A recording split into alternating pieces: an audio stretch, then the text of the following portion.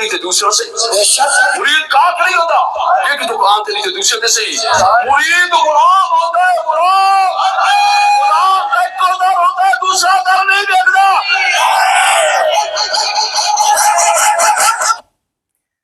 بعض پیروں میں اور فرعون میں کیا فرق ہے؟ تو فرق کچھ بھی نہیں.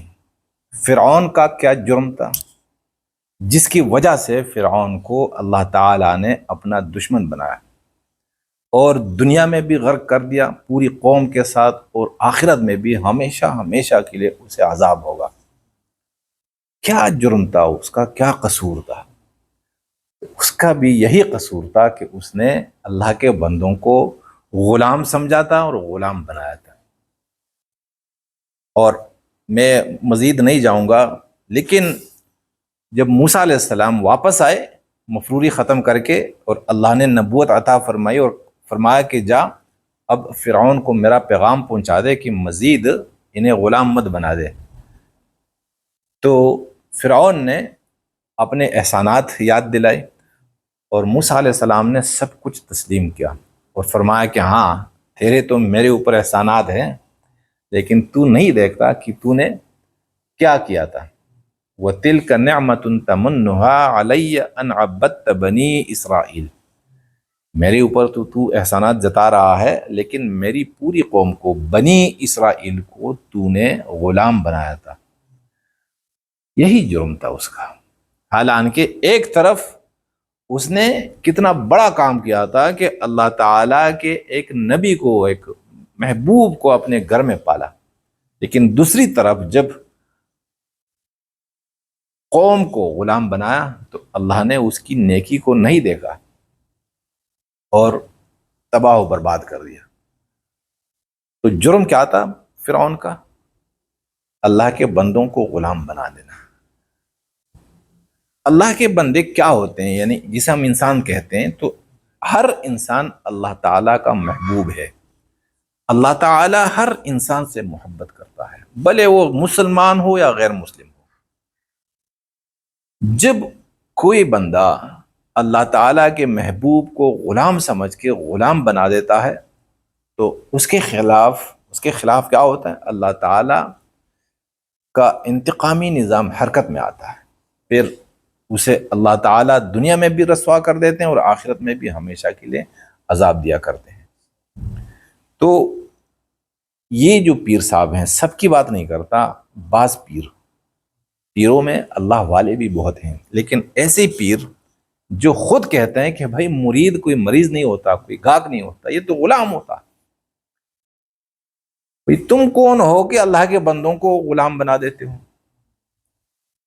اللہ نے جب رسول پاک صلی اللہ علیہ وسلم کو دنیا میں بھیجا تو کس لیے بھیجا تھا؟ کلمہ پڑھانے کے لیے نہیں بھیجا تھا, غلامی کے نظام کو ختم کرنے کے لیے بھیجا تھا. کیونکہ اس وقت غلامی اس طرح رچ گئی تھی کہ جو بھی طاقتور ہوا کرتا تھا وہ ہر کمزور کو غلام بنا دیتا تھا. اللہ تعالیٰ نے اپنے نبی کو بھیجا اور اس نظام کو ختم کیا, یہاں تک کہ جب حضرت عمر فاروق رضی اللہ تعالیٰ عنہ کا زمانہ تھا تو آپ نے لشکر بھیجے ایران میں نا, کہ جائیں اور ان سے کہہ دینا کہ اب تمہارا نظام نہیں چلے گا, اب عادل چلے گا, اب کوئی غلام نہیں رہے گا. تو رستم جو سپہ سالار تھا اس نے صحابہ کو بلایا مذاکرات کے لیے اور پوچھا کہ تم کس لیے آئے ہو؟ تو صحابی نے کیا فرمایا؟ جئنا, اس لیے ہم آئے ہیں,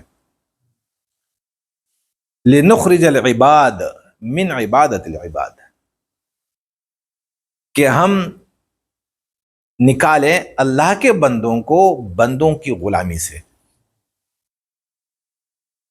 الہ کہاں لے کر جا رہے ہیں؟ الہ عبادت رب العباد, ہم اللہ کے بندوں کو اللہ کی غلامی میں دینا چاہتے ہیں, ہمارا کوئی اور مقصد نہیں ہے. تو جتنے بھی نبی آئے ہیں صرف ایک کام کے لیے آئے ہیں کہ اللہ کے مخلوق کو, اللہ کے محبوبوں کو کوئی غلام نہ بنائے. لیکن آج اس نبی اور ان پیغمبروں کے نام پر یہ پیر حضرات کہتے ہیں کہ نہیں، اللہ کے بندے اور اللہ کی جو محبوب مخلوق ہیں یہ ہمارے غلام ہیں. اور مرید بھی ایسے ہیں کہ وہ بھی میں لفظ دوں کہ جو ان سے کہتے ہیں کہ تم میرے غلام ہو تو یہ غب غب غب اور زندہ باد اور مرد آباد کے نعرے لگاتے ہیں. تو یہی لڑائی ہے، یہی فرق ہے نبی اور فرعون کی سوچ میں. نبی کس لیے آتے ہیں؟ غلاموں کو آزاد کرنے کے لیے. فرعون اور حامان، شداد، نمرود اور روم اور فارس اور ابو جہل، ابو لہب کی سوچ کیا ہوتی ہے؟ لوگوں کو غلام بنا دینا. اور صحابہ کی سوچ کیا تھی کہ نہیں، غلامی سے، بندوں کی غلامی سے، بندوں کی بندگی سے نکال کر اللہ کی بندگی میں لے آنا، یہ نبیوں کے آنے کا مقصد تھا. لیکن آج ہم نے دین کو پتہ نہیں کیا سمجھا ہے. اللہ تعالی رحم فرمائے ایسی پیروں پر بھی اور ایسے مریدوں پر بھی.